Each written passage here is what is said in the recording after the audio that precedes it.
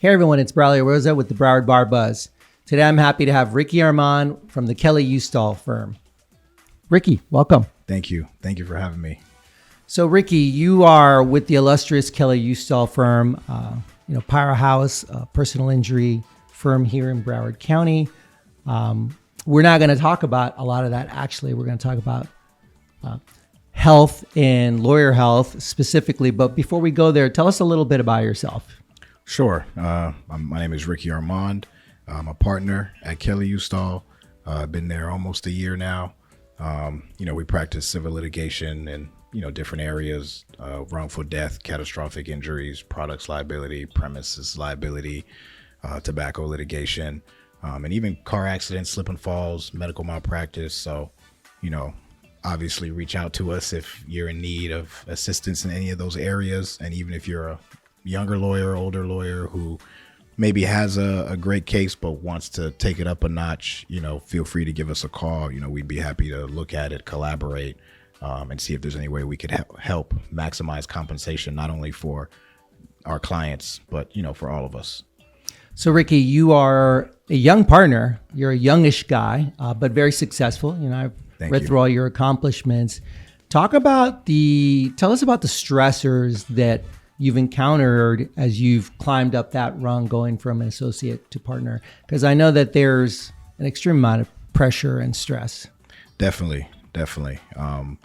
Look, going through law school and just coming into this industry, there's going to be a lot of stress, especially when you're advocating for clients and you're trying to help them become whole and maximize recovery for them. And so it weighs on you. You go to sleep and you're thinking about that child or that mother or that father who may have lost a loved one or who may have become, paralyzed or, just experience a significant loss.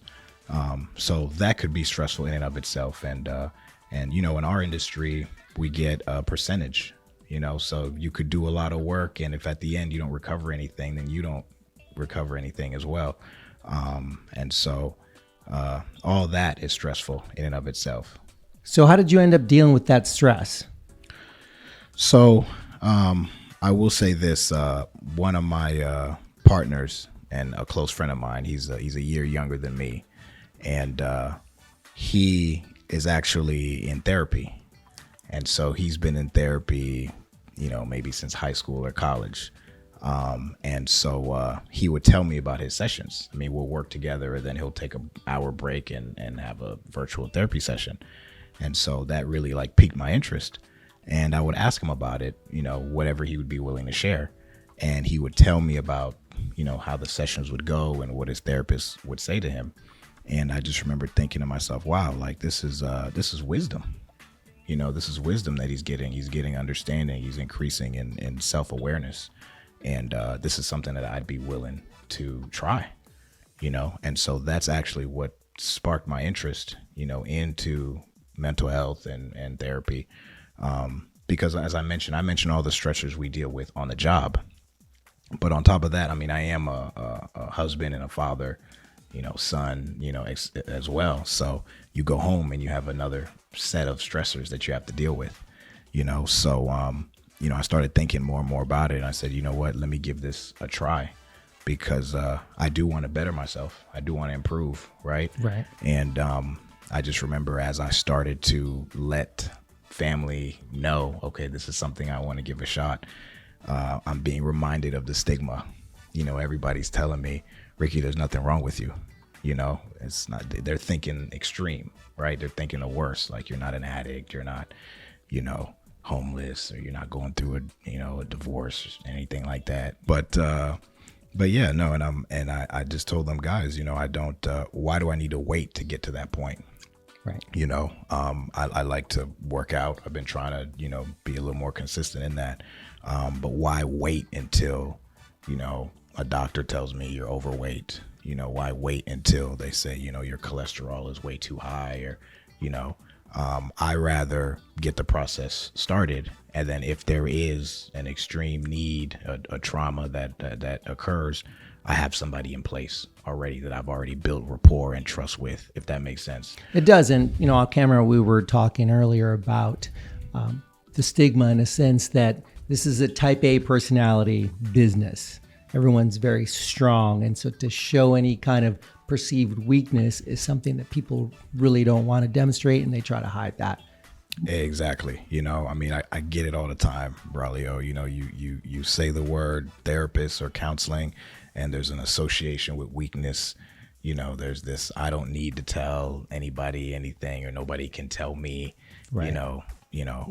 They can't give me advice on my marriage or how to run my life, etc. But what I'm realizing is a lot of that is fear.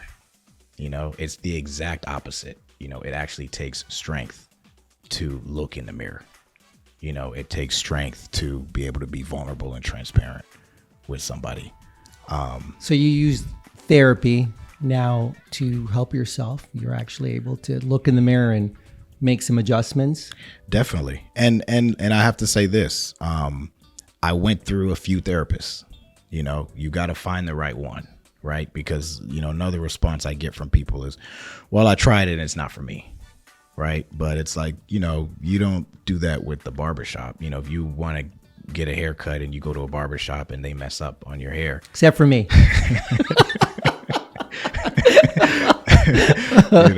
If they mess up, you don't then just buy clippers and say, I'm just going to do it for myself from now on. Maybe you do, but for the most part, you may ask a friend or a colleague, hey, who cut your hair? And, you go somewhere else. Same with the restaurant. You go to a restaurant, you may have a bad experience. You don't then just ban all restaurants, boycott, never go to a restaurant again. You may not go to that one, but you'll go to another one. But when it comes to, therapy and, not to get religious or spiritual, but even like a church, if you have one bad experience, it's like, we're done, Right. So in my case, I had 2 negative experiences in therapy. And so I switched over and tried somebody else. And I found one that I connected with, and this past August I actually made 3 years. Wow. Yeah. Of me seeing this person virtually, so I'm not sitting on the couch or anything like that. Not that there's anything wrong with that, to each his own. But for me and how busy we can be in our practice, it just works this way where I see someone virtually on camera. I get in my car. I could go park by the water or just somewhere secluded, somewhere I could be by myself. And it's an hour, and it started off maybe once or twice a month, and then once my daughter was on the way, more stressors. It turned into once a week, and there are times where I go, man, I don't know what I'm going to talk about. I think I should cancel this session. But I go through with it anyway. And by the end of the session, I'm just so grateful, that I went through with it. I picked up on insight nuggets. So it's been a great journey, Braulio, for me personally. I highly recommend it. And it has been cathartic. It allows you to kind of clear yourself of that clutter of the stress. Absolutely. And there are multiple ways, to deal with stress, right? Like you said off camera, we were talking about working out, for example. I believe in that, exercising, working out, music, venting to a friend, etc.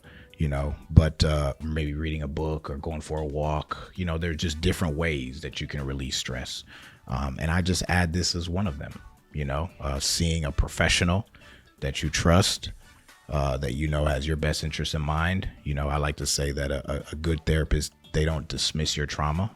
So if I vent or complain to a family member or friend, a lot of times they'll say, I had it worse, or other people have it worse, and you just got to brush it off and keep going, and things are going to get better, right? And all that could be true, but that's not really what you're looking for, But whereas where you go to a professional, it's different. They're not belittling it. They're not dismissing what you're going through. Anything you're going through is a big deal. What's your recommendation to law students and just young lawyers in general when approaching mental health? Research, ask questions.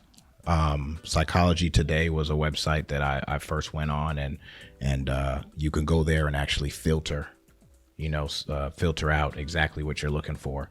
Whether you want a man or a woman, whether you want somebody faith-based or not, which city, health insurance, what health insurance they take, so that it's not an expensive, finances isn't going to get in the way, So, you try that out. If there's other people out there that who are doing it, feel free to ask them questions. You could always reach out to me. I'm an open book off camera. And give it a shot. Be fearless. Just give it a shot. You don't know what you don't know, right? And none of us have a monopoly on knowledge. One of my mentors used to say. And so, for those who say I don't need X, Y, Z, how do you know? How do you know? I want to improve and get better every day, right? That's why I work out. That's why I'm mindful of my diet. That's why I go to law conferences. I just came back from one, the trial school symposium in Chicago, that John invited me to and presented at. Did a phenomenal job, and just learned from brilliant attorneys. But we do that to get better in our practice. In our industry, we advocate for others, right? And we're trying to make them as whole as possible. So why not advocate for yourself? Why not try to make yourself as whole as possible? It only makes you a better advocate for others, right? Yeah. Interestingly, we work out physically to keep our bodies healthy, but we don't work out our minds in that sense to keep our mental health. Exactly. We don't. It's a stigma that's attached to it. Exactly. I look at it like, even if it's one time a year, twice a year, once a quarter, right? I personally, this is just my personal opinion, everyone can benefit from it. The frequency just depends on you and what you're going through. You may be going through something and you see someone, a little more regularly or consistently, you've gone through it, you've overcome it, you don't need it, press pause. Okay, fine. That's it. It's like, or treat it like a checkup. You go to your doctor once a year, you get that annual physical, right? For your body physically, but what about emotionally, mentally? It's important. What are the dangers for not being aware that you need to take care of yourself that way also? So, and off camera, we were talking about this 2016 ABA study article that I saw. And interestingly, it talked about, it mentions 40 to 70% of the disciplinary actions that are happening against attorneys, as far as malpractice and things of that nature, majority of them have to do with the fact of, substance abuse, depression, or both, so with these stressors, we then develop coping mechanisms, right? We want to retreat. We want to get away. We want to numb the pain, whether we're doing it consciously or subconsciously. Well, sometimes you have unhealthy coping mechanisms, going to the gym, working out, playing sports, that's a coping mechanism, right? Drinking, alcohol, substance abuse, these are coping mechanisms, but sometimes they can be unhealthy, when you overdo it or you just drown yourself in the alcohol. And you don't want it to get to that point. Another thing that I'm pretty big on is therapy has helped me become a better colleague, coworker. I just don't believe in you go through things personally, at home. Maybe you had gotten a fight with, your significant other, or your child upset you, misbehave, etc. So now you're going to work and you're grumpy, you're bitter, you're upset. And that's not fair to your colleagues, your coworkers. It's definitely not fair to your clients, So having that healthy outlet, to just try to center yourself, okay, and say, okay, what's the cause of my feeling here? What's going on? Having that self-awareness and knowing how to navigate it, I just think it's so valuable. Ricky, if someone wants to get a hold of you, whether it's for a potential case or just some advice on mental wellness and some of the items you've talked about, how do they get a hold of you? Sure. They could call me, 954-522-6601. You could shoot me an email as well, ra@kulaw.com. Pretty easy. So either one of those two methods, I'm more than happy to talk some more, share more of my journey, help anyone any way that I can. Final thoughts.